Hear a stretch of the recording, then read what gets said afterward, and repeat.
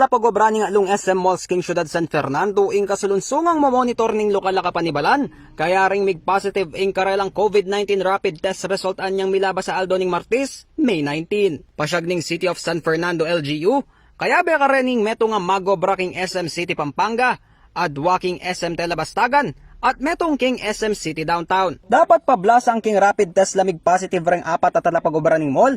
Kailangan lapamuring lumabas king alwapang diagnostic test, banga balo nung infected lapamurin king coronavirus.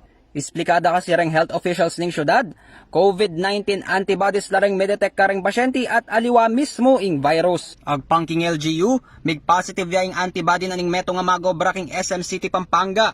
Maka-isolate na ning pasyente kabang pagsadyanda na ing swab testing para kaya. Mig positive la rin ding antibodies da rin nga ludarang mitatagan pang pasyente ang magobra SM Telebastagan ampong SM Downtown. Asymptomatic la rin nga lu at kasalunsungan ning check-up ampong monitoring ning lokal na kapanibalan karela.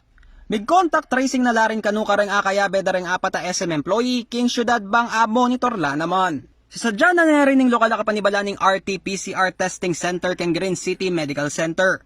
Kumpara king rapid testing mismong virus ning madetecting diagnosis test ay ni, nung no ka rin pamalak da lang imas test deng Fernandino. Lizan Morten, CLTV News.